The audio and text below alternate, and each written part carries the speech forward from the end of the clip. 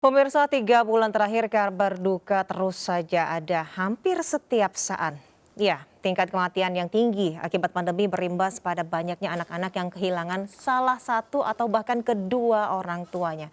David Silahoy akan memberikan kepada Anda gambaran tentang nasib dan kondisi dari anak-anak ini. Kita lihat yuk.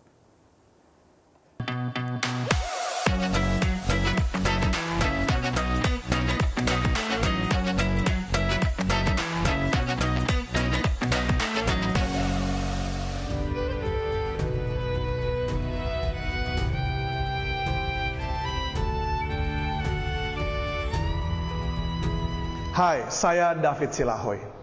COVID-19 telah menewaskan lebih dari 86.000 warga negara Indonesia.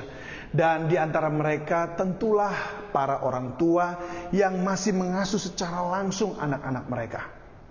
Kematian mereka telah menguak dampak negatif di kemudian hari bagi bangsa Indonesia. Kita lihat yuk.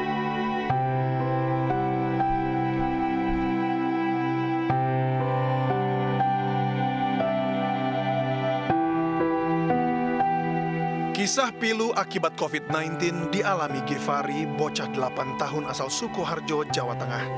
Dalam waktu 3 hari, Gifari yang tinggal di Jalan Nias RT 01 RW 03 ini harus menjadi yatim piatu setelah kedua orang tuanya meninggal dunia karena terpapar COVID-19. Tidak hanya orang tua, Gifari juga kehilangan kakeknya akibat COVID-19. Ketiganya meninggal dalam kurun waktu 3 hari, yakni tanggal 21 hingga 23 Juli 2021. Kalau kakaknya belum sempat, tadinya dibawa ke PKO, karena oksigennya nggak ada, tidak pulang lagi. Dicariin sendiri oksigennya, baru mau dapat mau dipasangkan, udah meninggal. Sementara itu, Ranu Aji, siswa kelas 5 sekolah dasar di Dusun Melikan, Bantul, Yogyakarta, kehilangan kedua orang tuanya yang meninggal dunia akibat terpapar COVID-19. Ayah dari Ranu Aji meninggal di rumah saat isolasi mandiri. Selang 5 hari kemudian, sang ibu meninggal dunia saat menjalani karantina di shelter kabupaten. Dari Kalimantan Timur, kisah pilu juga dialami Vino, bocah 10 tahun di Kecamatan Tering, Kabupaten Kutai Barat. Ia kehilangan kedua orang tuanya akibat COVID-19. Sebelumnya ibu Vino sempat sakit dan sempat hendak dirujuk ke rumah sakit, namun nyawanya tidak tertolong. Keesokan harinya pun menyusul sang ayah. Beberapa anak dari korban COVID-19 di atas mendapat pertolongan dari beberapa tokoh, mulai dari gubernur hingga diangkat jadi anak asuh kepolisian setempat.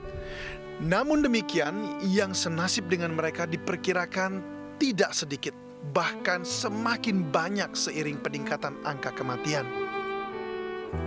Dari data laman covid19.go.id pertanggal 28 Juli 2021, jumlah korban meninggal akibat COVID-19 mencapai 88.659 orang.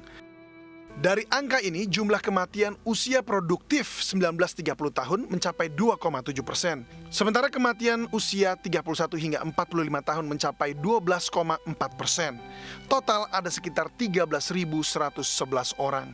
Bayangkan berapa banyak anak yang kehilangan orang tua mereka. Belum lagi anak-anak yang sejak kecil diasuh oleh kakek maupun nenek mereka. Karena jumlah kematian usia 46 tahun ke atas mencapai 83,9% atau 72.854 orang.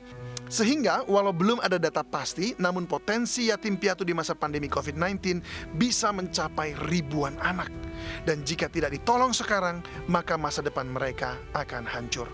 Lalu, apa bentuk kepedulian kita sebagai sesama manusia warga negara Indonesia bagi anak-anak yatim piatu yang adalah masa depan bangsa kita ini? Saya menghubungi seorang pendidik dan pembidik generasi muda yang mengabdikan hidupnya bagi anak-anak Indonesia. Berbasis di tanah Papua, Daniel Alexander telah mengasuh lebih dari 600 anak sejak tahun 1981. Hingga saat ini, Daniel telah menghasilkan 491 sarjana, 58 pasca sarjana, dan 6 orang doktor. Baginya, ada 2 hal yang bisa kita lakukan dan penting.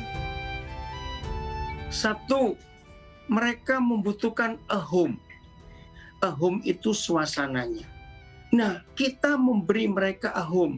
di hati kita. Dan a home, kalau rumah kita cukup untuk menampung mereka, ya kita jadikan rumah kita, a house kita, a home untuk mereka.